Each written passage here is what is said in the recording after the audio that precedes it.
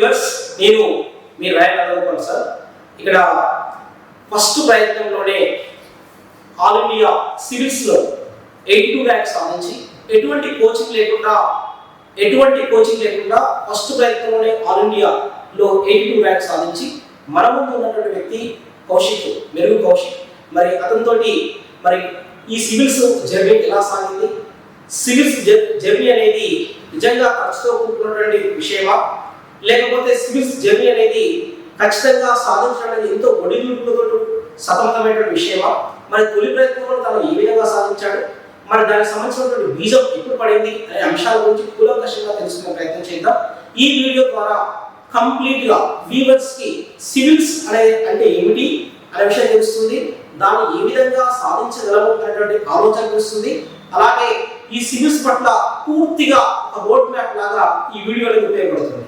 ఎవరైనా సివిల్స్ అనే కాకుండా ఏ జాబ్ సంపాదించాలనుకున్నా కూడా ఈ వీడియో అనేది మీకు పూర్తి స్థాయిలో ఉపయోగపడుతుందని నేను మనస్ఫూర్తి కోరుకుంటున్నా. అందులో భాగంగానే మరి ఫస్ట్ మన కౌశిక్ గారికి మరి వెల్కమ్ చెప్తాను. కౌశిక్ గారు, మీ కుటుంబ నేపథ్యం ఏంటి? మాది వచ్చేసి సొంతూరు జనగాం అండి. మా ఫాదర్ వచ్చేసి మెరుగు సుధాకర్ గారు కన్స్ట్రక్షన్ బిజినెస్ చేస్తుంటారు. Mother house wife Merugu Sudhakar.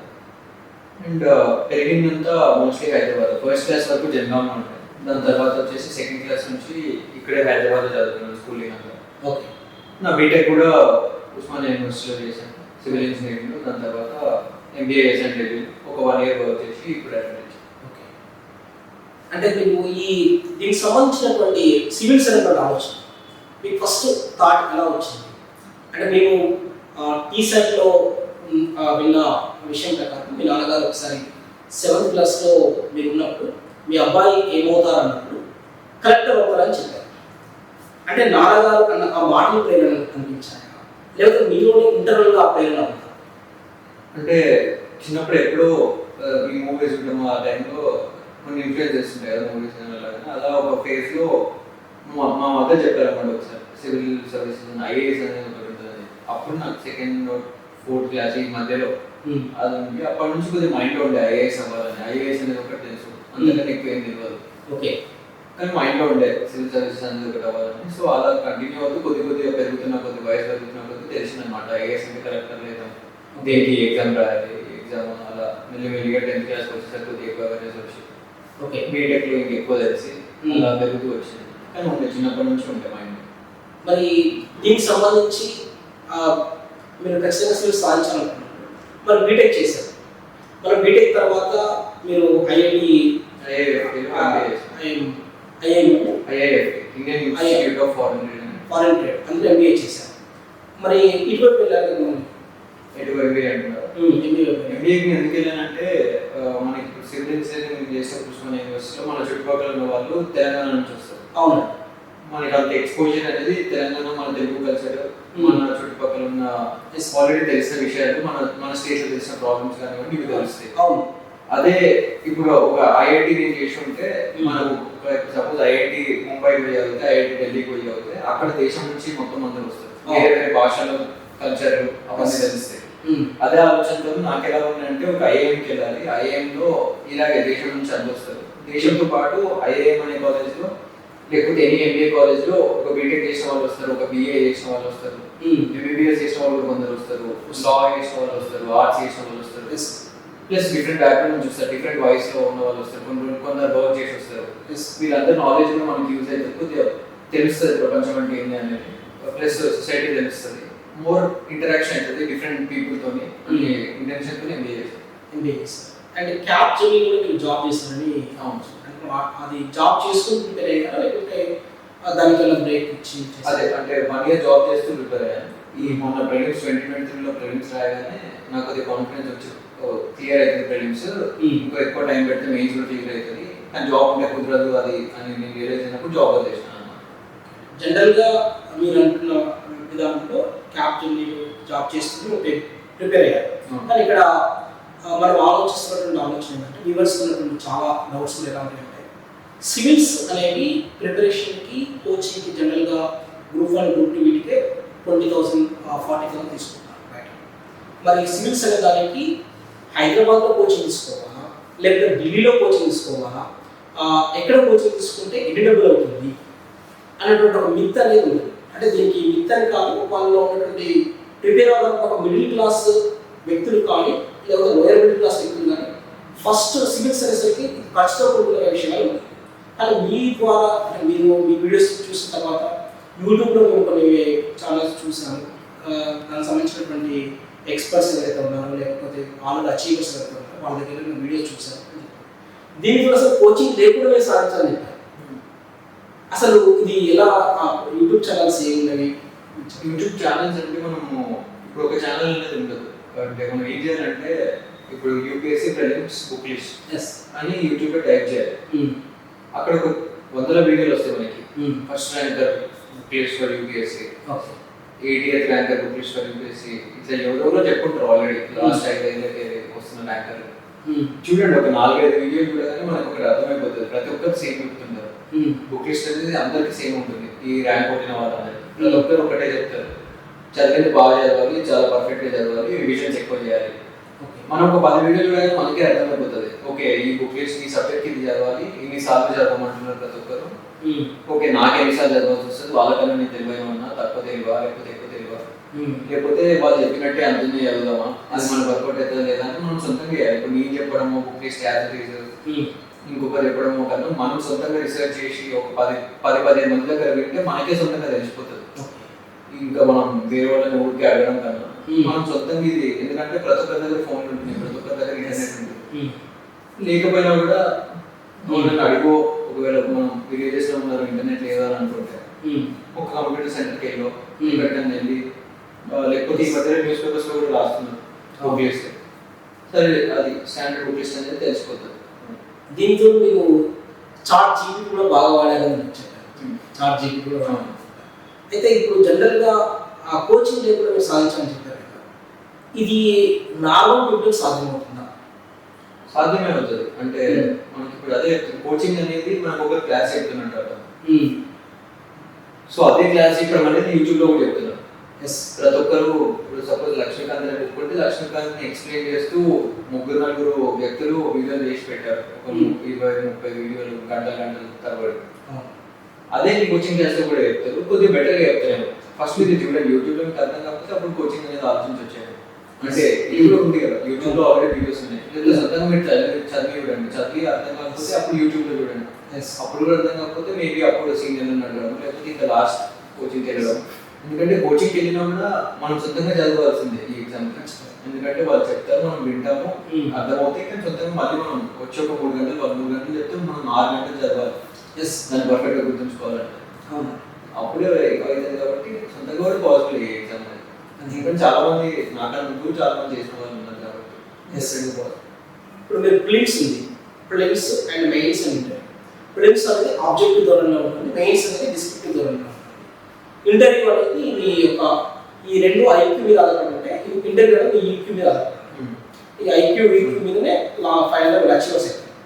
అయితే మీరు ఎటువంటి ప్రయత్నం అంటే కోచింగ్ లేకుండా ఉన్నప్పుడు ఈ ప్రిలిమ్స్కి సంబంధించి మీరు క్వాలిఫై అవుతా అన్న నమ్మకం వచ్చింది. మరి ప్రిలిమ్స్ సంబంధించి మీరు ఏ విధంగా మీరు తరవయ్యారు? ప్రిలిమ్స్ సంబంధించి ఏంటంటే ఇప్పుడు యూట్యూబ్లో అంటే మనకు అర్థమయ్యేది ఏంటంటే రిసోర్సెస్ అనేవి సేమ్ ఉన్నాయి అందరికి. అందరూ 4-5 సార్లు రివైజ్ చేయాలని చెప్తున్నారు, ఒక రిసోర్స్ చాలా పర్ఫెక్ట్ ఉండాలని చెప్తున్నారు. మనం ఫస్ట్ ఇది చేయాలి, ఒక రిసోర్స్ ఒక సబ్జెక్ట్ తీసుకుని అది బాగా చదివి దాని నుంచి చేయాలి, క్వశ్చన్స్ తప్పు చేయకుండా, ఆ కాన్సెప్ట్స్ మనం చదివిన కాన్సెప్ట్స్ మిస్టేక్ చేయకుండా ఉండే లెవెల్ వరకు మనం పర్ఫెక్షన్ తెచ్చుకోవాలి. అది ఎలా వస్తుందంటే మనం మళ్ళీ అదే సబ్జెక్ట్ పర్ఫెక్షన్ వచ్చేంత వరకు చదువుతూ ఉంటాం. ఓకే, ఇది ఒక్కొక్కరికి ఒక్కోలా ఉండొచ్చు. కొందరికి ఒకటేసారి పర్ఫెక్షన్ వచ్చేవచ్చు, కొందరికి 3 సార్లు పట్టవచ్చు, కొందరికి 4వ సార్లు రివిజన్కి వస్తుంది. ఇంకోటి ఏంటంటే మనకి ఎట్లా తెలుస్తుంది మనం క్లియర్ చేస్తామంటే ప్రీవియస్ ఇయర్స్ క్వశ్చన్ సాల్వ్ చేసి మాక్ టెస్ట్ రెగ్యులర్ గా రాస్తూ full and mock test various institutions పెడుతుంటాయి. ఫ్రీగా కూడా మనకు అశోక్ నగర్ దొరుకుతుంటాయి ఆ ప్రింట్ అవుట్లు, అవన్నీ చాలా ప్లేసెస్ దొరుకుతుంటాయి. మనం లేకపోతే మీ ఫ్రెండ్స్ ఎవరైనా రాస్తుంటే వాటికి పైసలు కట్టి అవి తీసుకోండి.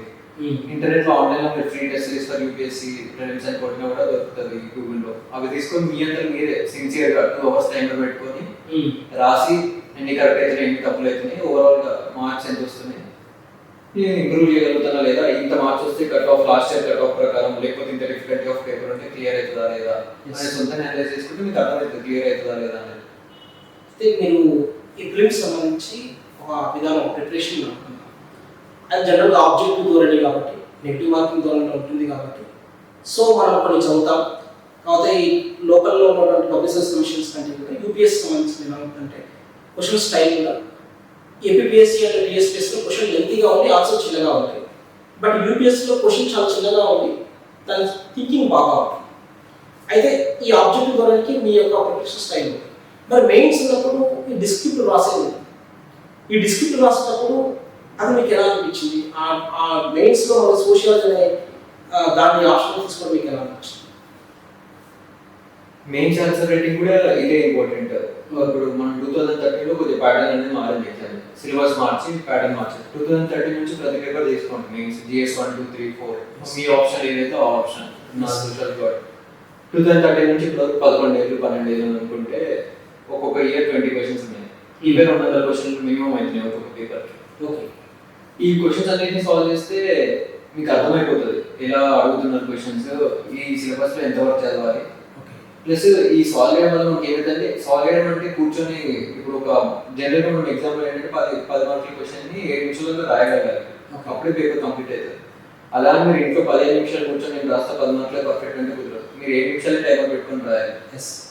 అలాగే 15 మార్కుల క్వశ్చన్ 11 నిమిషాలు టైం ఉంటుంది, దానికి కూడా అంతే టైమర్ పెట్టుకొని రాయాలి. ఇలా మీరు రాస్తున్న కొద్దీ మీకు అది ఆ పర్ఫెక్షన్ వస్తుంది. సోషియాలజీ నేను తీసుకోవడానికి రీజన్ ఏంటంటే, నేను GS 1లో సొసైటీ అనే పార్ట్ ఉంటుంది.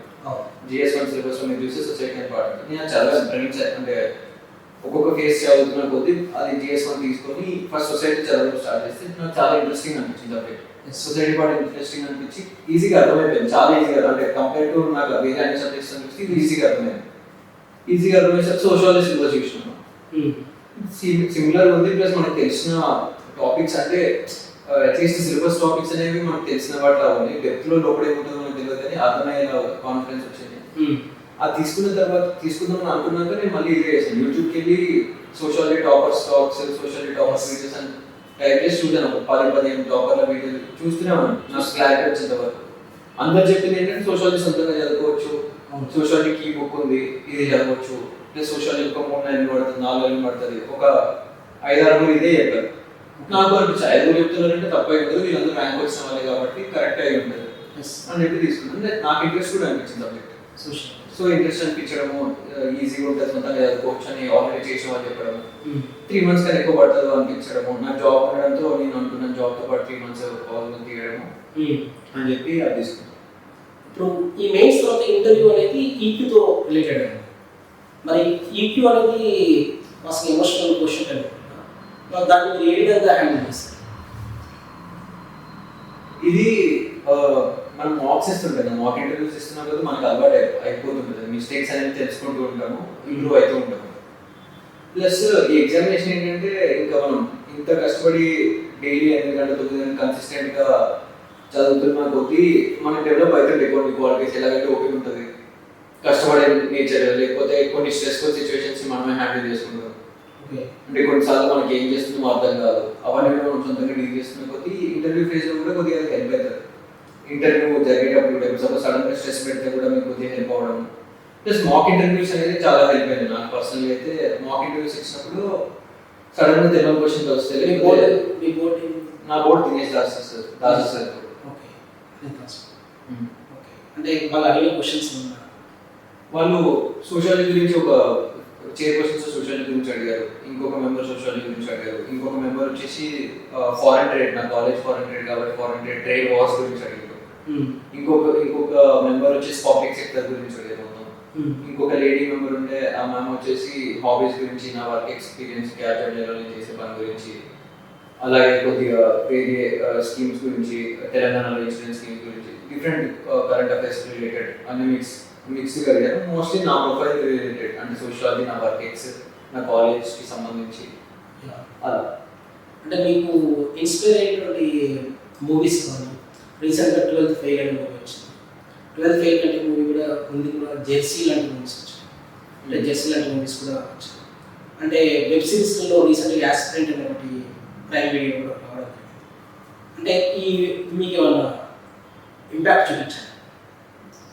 ఇవి అంతగా అంటే నేను ఇప్పుడు ప్రిపరేషన్ ఫేజ్లో ఉన్నప్పుడు అంత ఇంట్రెస్ట్తో ఇవి చూడకపోతుండే మూవీస్ అనేది. ఎప్పుడో ఒకసారి ఎవరో ఒకరు చెప్పి బాగా ఖాళీ ఉంది ఏం జరగదు తెలియనప్పుడు ఇది బాగుంది అందరు చెప్తున్నారంటే అప్పుడు చూస్తుండే. వీటి నుంచి ఇన్స్పిరేషన్ మొత్తానికి తీసుకోలేదంటే అలా కాదు. ఫీల్ గుడ్ మూవీస్ ఇది. అంటే ఇప్పుడు సపోజ్ హ్యాపీ ఎండింగ్ ఉంది కాబట్టి 12th grade లో మనకి మంచిగా అనిపిస్తుంది. కానీ నేను చాలా మందికి అలా ఉండదు. ఏం చేసి అనేది సాడ్ ఎండింగ్ కూడా ఇస్తుంటది. అది కూడా చూపించాలి రియాలిటీలో. ఎందుకంటే ఇప్పుడు అతనికి 5 attempts 6 నాకు గుర్తులేదు మూవీలో ఏం జరిగింది. అతనికి వచ్చింది అది చూపించారు. బట్ సాడ్ స్టోరీస్ కూడా చాలా ఉంటాయి యూపీఎస్సీ. ఎందుకంటే చాలా అన్సర్టన్ ఎగ్జామ్ కదా. ప్రతి స్టేజ్ లో మీరు ఏ స్టేజ్ లో పోయినా మళ్ళీ మొదటి నుంచి రావాలి. ఆల్రెడీ క్లియర్ చేస్తే వాళ్ళు క్లియర్ చేస్తారో లేదో చెప్పలేని పరిస్థితి ఉంటుంది ఎగ్జామ్ అప్పుడు. సో ఇన్స్పిరేషన్ అంటే అంత హైగా ఏం తీసుకోలేదు ఇన్స్పిరేషన్, కానీ మంచి మూవీస్ అలా చూడడానికి చూస్తున్నాను. యాక్చువల్లీ 12th grade లో రీస్టార్ట్ అయిపోయింది. మీ దగ్గర రీస్టార్ట్ లేదు. ఫార్చునేట్గా లేదు. అది లేదు, చాలా గొప్ప విషయం. ఇప్పుడు కొత్తగా ప్రిపేర్ అయ్యేటువంటి ఆస్పిరెంట్స్ వాళ్ళందరికీ ఒక మితి ఏంటంటే హైదరాబాద్లో ప్రిపేర్ కావాలి, ఢిల్లీలో ప్రిపేర్ కావాలి అని ఒక థాట్ ఉంటుంది. అసలు మిమ్మల్ని చూస్తేమో అసలు ప్రిపరేషన్ ఎక్కడ లేదు, మీరు యూట్యూబ్ ఉంటే చాలు మీరు అంటున్నారు. అంటే అలా అనట్లేదు, యూట్యూబ్ ఉంటే చాలు. యూట్యూబ్ నుంచి నేను చేసింది చెప్తున్నాను. మీరు చేసి చెప్తున్నారు. బట్ నిజంగా ఇప్పుడు సాధించారు. ఫస్ట్ అటెంప్ట్ నిజంగా యూట్యూబ్ పే చేసుకొని మీరు ఒక 4th, 4th, 5th అటెంప్ట్లో సాధిస్తారు, అది వేరే. కానీ ఫస్ట్ అటెంప్ట్లో మీరు యూట్యూబ్ పే చేసుకొని సాధించారనేది ఇందులో యూట్యూబ్ పాత్ర చాలా ఎక్కువగా వాస్తవానికి ఉంది. అంటే యూట్యూబ్ అనే కాదు, గూగుల్ చేయడము, Google topper videos, topper notes ప్రతిదీ వాడుతున్నాను. ప్రతిదీలో వాడుతున్నాను. సో ఇందులో వ్యూవర్స్కి మరి ఢిల్లీకి వెళ్ళాలా, హైదరాబాద్ ప్రిపేర్ కావాలా, ఎలా ప్రిపేర్ కావాలి?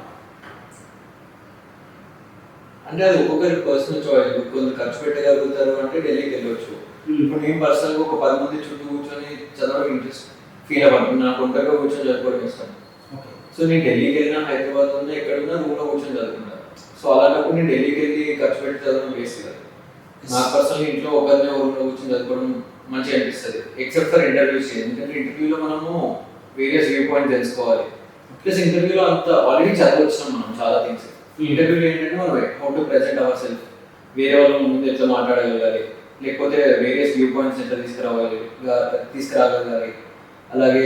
ఇలాగే మనం సపోజ్ ఒక తెలియని క్వశ్చన్ అడిగితే సడన్ గా ఎలా రిప్లై ఇవ్వాలి, ఇవన్నీ చేయాలంటే డెఫినెట్ ఫ్రెండ్స్ ఉన్నారు, చాలా హెల్ప్ చేస్తారు. అదే మెయిన్స్ లో చూస్తే నాకు పర్సనల్ గా చాలా మంది ఇద్దరు ముగ్గురు కూర్చొని చదివితే హెల్ప్ అవుతుంది. అది వాళ్ళకి హెల్ప్ అయింది. నేను అసలు ట్రై చేయలేదు. అది నాకు పర్సనల్ గా ఒకరు కూర్చొని చదవడం ఇంట్రెస్ట్. ఇలా ఒకరికి ఒక్కోలా ఉంటుంది. సో అది మీ చాయిస్ బట్టి మీరు ఢిల్లీకి వెళ్ళాలా, హైదరాబాద్కి వెళ్ళాలా, ఎక్కడైనా రిసోర్సెస్ ఉన్నాయి. ఢిల్లీలో కోచింగ్ ఉంది, హైదరాబాద్ కోచింగ్ ఉంది, ఎక్కడ కోచింగ్ లేకుండా కూడా చేసేవాళ్ళు చాలా మంది ఉంటున్నారు. సో అది మీ చాయిస్, అది ఇంకా ఇండివిజువల్ చాయిస్. ఎస్. ఇప్పుడు సోషియాలజీ అనేది మీరు తీసుకున్నటువంటి సబ్జెక్ట్ అయితే ఈ సోషియాలజీ అనే సబ్జెక్ట్ తీసుకున్నాను. సోషల్లో తెలంగాణ కల్చర్ కానీ, సోషల్ ఆంథ్రోపాలజీ కానీ, లేకపోతే కిన్షిప్ కానీ, ఫ్యామిలీ కానీ, ఇవన్నీ ఎవ్రీథింగ్ ఉంటుంది దాంట్లో. సో మన తెలంగాణలో రేపు మీరు తెలంగాణ కేటగిరీ ఇస్తారు, లైక్ అంతిపు లాగా వస్తుండొచ్చు. మరి తెలంగాణలో ఉన్నటువంటి ఎటువంటి సమస్యల మీద మీరు ఒకవేళ ఇనిషియేట్ తీసుకుంటారు? ఇప్పుడు మన తెలంగాణలో చూస్తే సోషల్ ప్రాబ్లమ్స్ మనం ఆలోచిస్తే పావర్టీ అనేది కానివ్వండి, పావర్టీ సోషల్ ఎకనామిక్ ప్రాబ్లమ్ అయినప్పటికీ ఉమెన్ ఇష్యూస్ అంటే ఉమెన్ కి రిలేటెడ్, సపోజ్ మనం రూరల్ ఏరియాస్ మేజర్గా బ్యాక్వర్డ్, వెరీ బ్యాక్వర్డ్ ఏరియాస్లో స్టిల్ ఉమెన్కి ఆపర్చునిటీస్ రాకపోవడం కానివ్వండి, అలాగే ఫార్మర్ ఇష్యూస్ చూసుకుంటే మనం ఉన్న ప్రాబ్లమ్స్ని ప్రతిదీ మనము ఐసోలేటెడ్ చూడకుండా ఫార్మర్ ఇష్యూస్ సాల్వ్ చేయడం కానివ్వండి, అలాగే కాస్ట్ మన దగ్గర మొత్తానికి లేదని చెప్పలేము, అలాగే ఉందని కూడా చెప్పలేము. స్టిల్ ఒక రకంగా డిస్క్రిమినేషన్ జరుగుతూనే ఉంటుంది విలేజెస్లో. అది ఆ ఇష్యూస్ని అడ్రస్ చేయడం, సొసైటీ మోర్ ఈక్వల్ చేయడం, అంటే వాళ్ళకు కూడా మంచి ఆపర్చునిటీస్ ప్రొవైడ్ చేయడం, ఎవరినైతే డిస్క్రిమినేట్ చేస్తూ వచ్చాము సంవత్సరాల నుంచి, ఇవన్నీ చేయాలని జనరల్ ఉంది మైండ్లో. దాంతోపాటుగా మన మహేష్ భగవత్ సార్ రీసెంట్గా యూపీఎస్సీ ఆస్పిరెంట్స్కి తన గైడెన్స్లో కొంతమంది ట్రైనింగ్ ఇప్పటి చేస్తుంది. మీకు అటువంటి థాట్?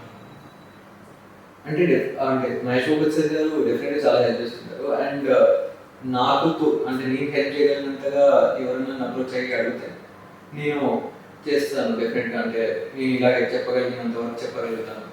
గైడెన్స్ ఇచ్చాను పెద్దవాళ్ళని నేను ఇంకా అడుగుతాను. ఎందుకంటే ఫస్ట్ అటెంప్ట్లో నేను చాలా మినిమల్ లెర్నింగ్తో అంటే నాకు వర్కౌట్ అయ్యి థింగ్స్ నేను చేసే థింగ్స్ వర్కౌట్ అయ్యి రైట్ థింగ్ రైట్ టైం చేసి క్లియర్ అయింది ఎగ్జామ్. అలా అని చెప్పేసి నేను చేసిన అన్ని రైట్ ఇవే చేయడం నేను ఇప్పుడే చెప్పడం కూడా రైట్ కాదు, ఎందుకంటే ఒకరికొకటి వర్కౌట్ అవ్వచ్చు, ఒకరికి వర్కౌట్ అవ్వకపోవచ్చు.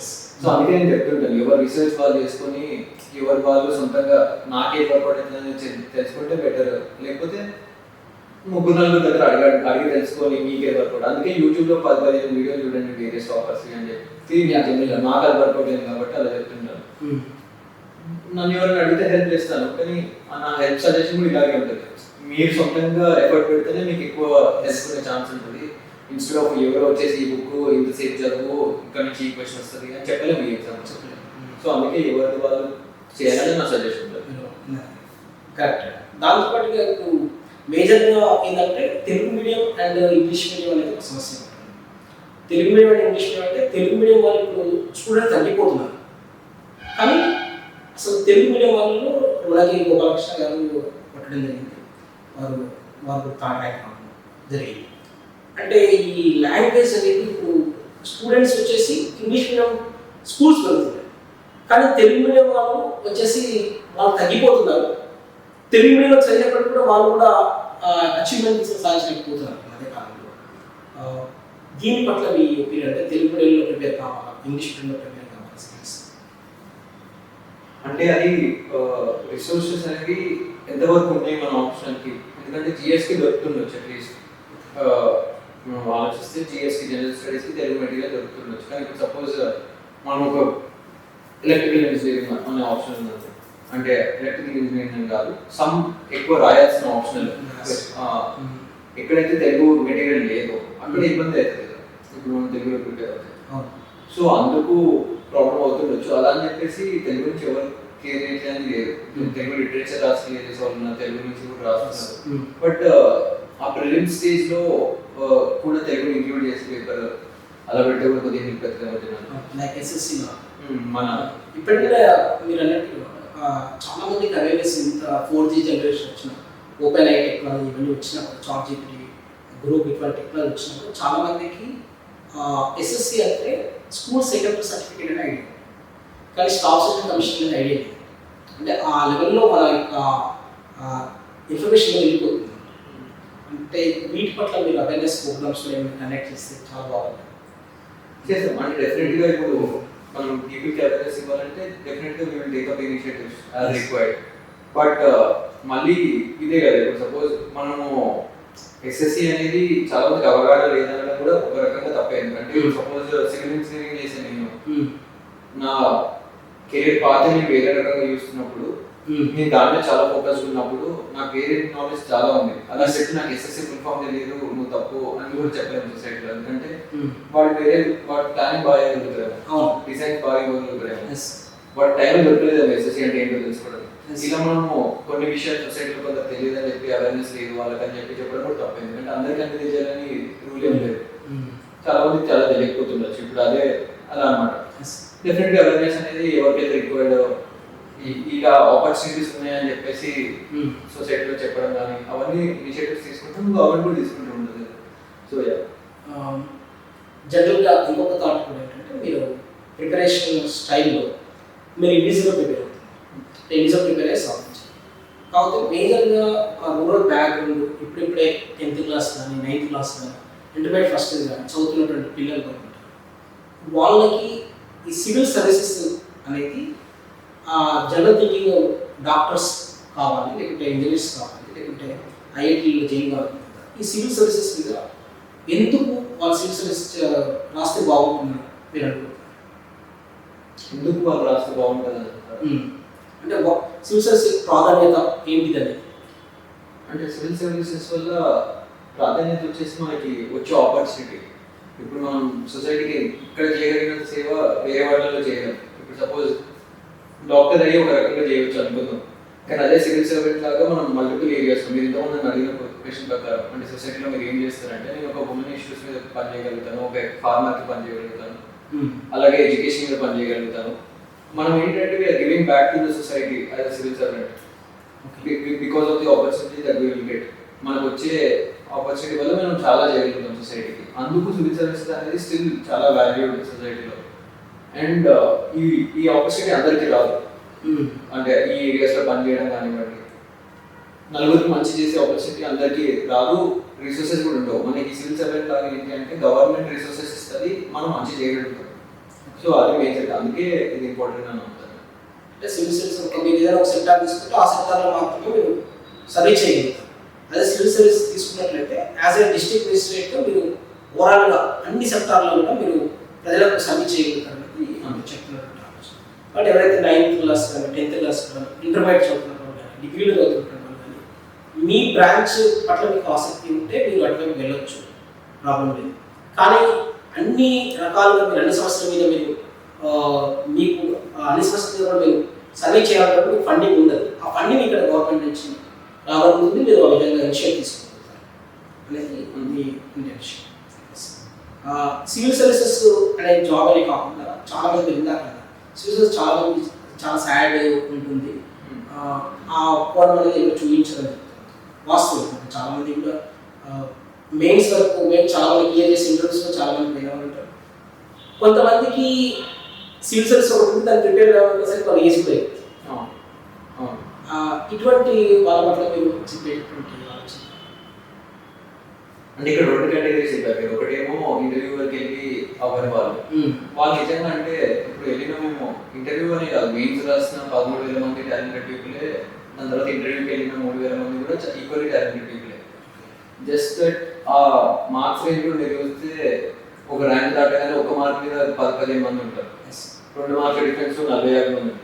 సో ఏంటంటే ఆ రోజు లేకపోతే ఆ పర్టికులర్ ఎగ్జామ్ మనది కాదని అనుకోవడం, అండ్ ఆల్సో ఎగ్జామ్లో కొన్ని అన్సర్టన్ ఫ్యాక్టర్స్ మనకు తెలియదు, మన చేతిలో ఏ ఫ్యాక్టర్స్ ఉంటాయి. మనం ఎంతో హార్డ్ వర్క్ పెడతాము, మనం అన్ని కరెక్ట్గానే చేస్తాం, కానీ కొన్ని మన చేతులు తెలియకుండా జరుగుతాయి. ఇంకా మనం యాక్సెప్ట్ చేయాల్సి వస్తుందేమో. బట్ ఈ సివిల్ సర్వీస్ అనేది నిజంగా అవ్వని వాళ్ళకి నిజంగా కొద్దిగా సాడ్ స్టోరీ. బట్ మనం చూడాల్సిన పాజిటివ్ థింగ్ ఏంటంటే చాలా నేర్చుకుంటారు ఈ ప్రాసెస్లో, రన్నింగ్ ప్రాసెస్లో. ఎందుకంటే మనము చాలా మంది కన్నా కూడా చాలా ఎక్కువ చదువుతున్నాం ఈ ఎగ్జామ్ కోసం. యాజ్ అ పర్సన్గా ఎవ్రీడే డెవలప్ అవుతున్నాం, ఇంప్రూవ్ అవుతున్నాం, చాలా కొత్త థింగ్స్ చేస్తున్నాం, అవగాహన పెంచుకుంటున్నాం సొసైటీ మీద, వేరియస్ ప్రాబ్లమ్స్ గురించి ఎంత సాల్వ్ చేయాలో ఆలోచిస్తున్నాం. ఇవన్నీ మనల్ని బెటర్ పర్సన్ చేస్తాయి సొసైటీలో. సో ఇది మనకి వచ్చే పాజిటివ్ థింగ్. ఇది మనం పాజిటివ్గా తీసుకొని ముందుకు వెళ్ళడం. అండ్ డెఫినెట్గా సివిల్ సర్వీసెస్ బాగా చదివిన వాళ్ళకి మనం కెరీర్లో డెఫినెట్గా వాళ్ళు బాగానే ఉంటారు అనే నమ్మకంతో నేను ప్రిపరేషన్ స్టార్ట్ చేసాను. ఒకవేళ రాకపోయినా కూడా ఆ వచ్చే నాలెడ్జ్తో నేను బతకగలను, వేరే ఎక్కడైనా కూడా ఏదైనా జాబ్ వస్తుంది ఇది రాకపోయినా, కానీ సిన్సియర్గా చదివితే అట్లీస్ట్ నాలెడ్జ్ పెరిగి ఉంటుంది అనే నమ్మకంతోనే స్టార్ట్ చేశాను. సో అలాంటి వాళ్ళకు కూడా అలాంటి నమ్మకమే అండ్ ఆ స్ట్రెంత్ రావాలని. ఏదో ఒక ప్రాబ్లం అనేది సాల్వ్ చేసినప్పుడు మీరు ఆ ప్రీవియస్ ఇంట్రెస్ట్ కూడా చూసినప్పుడు డిఫరెంట్ ఆఫ్ ఒపీనియన్స్ చాలా దగ్గర ఉంటే ఆ ఒపీనియన్స్ మనం తీసుకొని డైజెస్ట్ చేసుకోవడానికి టైం అవుతుంది అని చెప్తాను. నిజంగా అది చాలా వండర్ఫుల్. అంటే మీరు ఐఏఎస్ ఆఫీసర్ తర్వాత మీకున్న నెక్స్ట్ ఇంకా గోల్ అది అంటే major goal of getting IAS was మంచిగా సర్వీస్ చేయాలి సొసైటీకి అనేది. ఇప్పుడు నెక్స్ట్ గోల్ అంటే వచ్చిన సర్వీస్ ప్రకారం అంటే కన్ఫర్మ్గా ఐఏఎస్ అని ఇంకా మనం చెప్పొద్దు, ఎందుకంటే దాని అలగేషన్ మీద జరిగింది కాబట్టి ఏ సర్వీస్ వస్తే అది సిన్సియర్గా చేయాలి. అండ్ ఈ any service in the country people అనేది వాళ్ళని అప్రోచ్ అయినప్పుడు చాలా డిస్ట్రెస్ సిచ్యువేషన్ ఉంటేనే అప్రోచ్ అవుతారు. ఏదో ఒక అవసరం ఉంది, లేకపోతే గవర్నమెంట్ నుంచో లేకపోతే ఈ ఆఫీసర్ నుంచో మనకి ఒక హెల్ప్ వస్తుంది, లేకపోతే మనం చేయాల్సిన డ్యూటీ ఇది అనేది మనం అప్రోచ్ అవుతాం. అలా అప్రోచ్ అయిన ప్రతి ఒక్కరికి హెల్ప్ డెఫినెట్గా చేయాలి. It is our duty. ఆ డ్యూటీని ఆనెస్ట్గా సిన్సియర్గా అండ్ నేను చేయగలిగినంతగా చాలా కాన్ఫిడెంట్గా చేయాలనేది నెక్స్ట్ గోల్. యూపీఎస్సీ ఎగ్జామ్ ఎవరు క్లియర్ చేయగలరు అంటే ఇప్పుడు యూపీఎస్సీ ఎగ్జామ్ క్లియర్ చేయాలంటే హార్డ్ వర్క్ ఒకటి కావాలి. డెఫినెట్గా చదవగలగాలి, ఎక్కువ గంటలు చదవగలగాలి, అర్థం చేసుకోగలగాలి. ఇవన్నీ క్వాలిటీస్ ఉన్న పర్సన్ క్లియర్ చేయడానికి ఛాన్సెస్ పెరుగుతాయి. 100% క్లియర్ చేస్తారని మనము ఆల్రెడీ ఫస్ట్ ర్యాంక్ వచ్చిన అయితే మళ్ళీ రాసినప్పుడు చెప్పలేము, మళ్ళీ ఫస్ట్ ర్యాంక్ వస్తుందని చెప్పలేము కదా, ఎందుకంటే అతనికన్నా బెటర్ పర్సన్ వచ్చి ఉండొచ్చు. It is the relative exam. ఆ 3,000 మందిలో మనం టాప్ 1000 మందిలో ఉండాలంటే వేరే 2,000 మంది మనకంటే కొద్దిగా తక్కువ పర్ఫామ్ చేయడం, ఎక్కడో మిస్టేక్ చేసి ఉండాలి, లేకపోతే మనం కొద్దిగా బెటర్ చేస్తుంటారు వాళ్ళకన్నా. సో 100% అందుకు వస్తుందని చెప్పలేము. కానీ కావాల్సిన క్వాలిటీస్ ఏంటంటే ఓపికతో చదవగలగడం, చదివింది అర్థం చేసుకోగలగడం, చదువుతూ ఉండడం, కంటిన్యూస్గా హార్డ్ వర్క్ చేయగలగడం, మన మిస్టేక్స్ కరెక్ట్ చేస్తూ వెళ్ళడం, ఈ కాన్స్టెంట్గా ఇంప్రూవ్ అవ్వగలగాలి. అండ్ ఇప్పుడు ఒకసారి రాకపోతే నిరాశ చెందకుండా మళ్ళీ రాయగలగాలి. అండ్ ఆల్సో సపోజ్ మనకి రాలేదు అనుకుందాం 2-3 అటెంప్ట్స్ తర్వాత ప్లాన్ బి పెట్టుకుంటే మంచిగా రాయొచ్చు. అంటే ఇప్పుడు నేను 1 year జాబ్ చేసి జాబ్ ఎందుకు వచ్చేసరికి నాకు ఓకే ప్రిలిమ్స్ అప్పుడు అర్థమైంది, ప్రిలిమ్స్ క్లియర్ అవుతుందంటే కొద్దిగా ఎక్కువ హార్డ్ వర్క్ పెడితే మెయిన్స్ క్లియర్ అవుతుంది, జాబ్ చేస్తే కుదరదు. అది ఎవరి పర్సనల్ వాళ్ళకి ఉంటుంది, ఒక్కొక్కరికి ఒక్కొక్క రీజన్ ఉంటుంది. కొందరు ఏంటంటే జాబ్ చేస్తూ చదువుతాం, కొందరికి ఏంటంటే జాబ్ అసలు అవసరం ఉండదు, కొందరు వెల్ ఆఫ్ ఫ్యామిలీస్ ఉంటాయి, కొందరికి జాబ్ అనేది చాలా నెసెసిటీ, నేను వదలగలిగినాను నేను తర్వాత, కొందరు వదలలేరు. ఇది పర్సనల్ చాయిస్ కదా. సో క్వాలిటీస్ అనేవి కొన్ని ఉండాలి, ఏంటంటే హార్డ్ వర్క్ చేయడం, చదవగలగడం, ఇవన్నీ చేయగలిగితే మోర్ ఛాన్సెస్ పెరుగుతాయి. 100% అని మనం ఎవరు చెప్పలేము. నాకు కూడా నేను మళ్ళీ రాస్తే 100% అని నేను చెప్పుకోవచ్చు, ఎందుకంటే వేరియస్ ఫ్యాక్టర్స్ ప్లే ఉంటాయి అలా అనమాట. అంటే యూపీఎస్సీ అనేది యూపీఎస్సీకి ఎటువంటి డిస్క్రిప్షన్ లేదు, rural urban and English medium, Telugu medium and ఈ ఆప్షన్ అంటే ఎటువంటి లేదు. ఎవరైనా హార్డ్ వర్క్ చేస్తే కన్సిస్టెన్సీ ఉంటే ఖచ్చితంగా అచీవ్ చేయగలుగుతారు. అలాగే మీరు చాలా అటెంప్ట్స్ ప్రిపేర్ అయినప్పటికీ కూడా జాబ్ రాకపోయినా కూడా ఈ నాలెడ్జ్ మీకు ఏదో రకంగా ఉపయోగపడుతున్నది మన కౌశిక్ గారు చెప్తున్నారు. వారు చెప్పినటువంటి అంటే ఫస్ట్ అటెంప్ట్లో వారు పెట్టినప్పటికీ కూడా వారు హానెస్ట్ చెప్తున్న విషయం ఏంటంటే సెకండ్ అటెంప్ట్ నేను వస్తే నాకు వస్తుందని గ్యారెంటీ లేదు, ఎందుకంటే ఇది అన్సర్టైన్ అని చెప్తున్నాను. అంటే మీ యొక్క ప్రిపరేషన్ అనేది ఎలా ఉంటే బెటర్ అనేది ఎవ్రీ టైం మనం ప్రిపేర్ అవుతుంటే మనం ఉపయోగపడుతుంది తప్ప ఖచ్చితంగా మనం ఫస్ట్ అటెంప్ట్లో చేసాం, సెకండ్ అటెంప్ట్లో రావాలి, థర్డ్ అటెంప్ట్లో రావాలి, ఫోర్త్ అటెంప్ట్లో రావాలని కాదు. ఇది ఓన్లీ పేషెన్సీ అండ్ కన్సిస్టెన్సీ మాత్రమే ఇక్కడ ఉపయోగపడుతుంది అనేది తను చెప్పడం జరుగుతుంది. ఎందుకంటే తను ఫస్ట్ అటెంప్ట్ క్రియేట్ చేసాడు అంటే అర్థం ఎప్పటి నుంచో తను ఒక గోల్ ఉందో ఆ గోల్ ప్రకారం తను ప్రిపేర్ అవుతుంది. కానీ ఇక్కడ ఆనెస్టీ ఏంటంటే ఖచ్చితంగా ఫస్ట్ ర్యాంక్ వచ్చిన క్యాండిడేట్ కూడా మన ఫస్ట్ ర్యాంక్ సెకండ్ ర్యాంక్ రావడం అనేది అదొక అన్సర్టెన్ ఎగ్జామ్ కాబట్టి దీన్ని మనం అర్థం చేసుకోవాలి. కాబట్టి ఫస్ట్ అటెంప్ట్ రాశాక నాకు జాబ్ రాలేదు అని మీరు ప్రిలిమ్స్ క్లియర్ చేశాక నాకు రాలేదని నిరాశపడకూడదు, మెయిన్స్ క్లియర్ చేశాక కూడా ఇంటర్వ్యూ నాకు రాలేదని నిరాశపడకూడదు. అలాగే ఫస్ట్ అటెంప్ట్లో చాలా మందికి ఐఆర్ఎస్ లాంటివి ఇంకా వేరే డిఫరెంట్ టైప్ ఆఫ్ సర్వీసెస్ వస్తాయి. కానీ సెకండ్ అటెంప్ట్లో కూడా వాళ్ళకి ఐఏఎస్ రావాలని వాళ్ళు ప్రయత్నం చేస్తుంటారు. బట్ మీరు ప్రయత్నించడంలో తప్పు లేదు, కానీ దేని కూడా నిరాశ చెందడం వస్తుంది అనేది చెప్పడం జరుగుతుంది. నిజంగా ఇటువంటి అద్భుతమైన అవకాశం ఇచ్చిన కౌశిక్ గారికి ధన్యవాదాలు, చాలా థ్యాంక్ యూ అండి. మీరు ఎవరైనా సరే రూరల్లో ఉన్న ప్రతి ఒక్కరు కూడా మీరు ఇన్స్పైర్ కావడానికి కౌశిక్ సార్ చాలా అద్భుతంగా మీకు ఉపయోగపడతారు. ఎందుకంటే యూట్యూబ్ని, ఓపెన్ ఐ టెక్నాలజీ, చాట్ జీపీటీని వీటిని మస్ట్ మనం ప్రిపేర్ కావాలి. మనకు ఎవరు ఇన్స్పైర్ అయినా కూడా ఇంటర్నల్ మోటివేషన్ చాలా ఇంపార్టెంట్, అలాగే మీ కన్సిస్టెన్స్ చాలా ఇంపార్టెంట్ సార్ చెప్పడం జరిగింది. ఈ వీడియో పర్టికులర్గా ఎవరైతే రూరల్ బ్యాక్గ్రౌండ్లో ఉన్నారో, ఎవరైతే ప్రిపేర్ అవుతున్నారో వాళ్ళకు మాత్రమే సంబంధించినటువంటి వీడియో. దీంట్లో మీరు గమనించాల్సిన అంశాలు ఇన్స్పైర్ కావాలి అనేది ఒక అంశం అయితే, నెంబర్ 2 అంశం మీ యొక్క ప్రిపరేషన్కి ఈ వీడియో ఉపయోగపడుతుంది.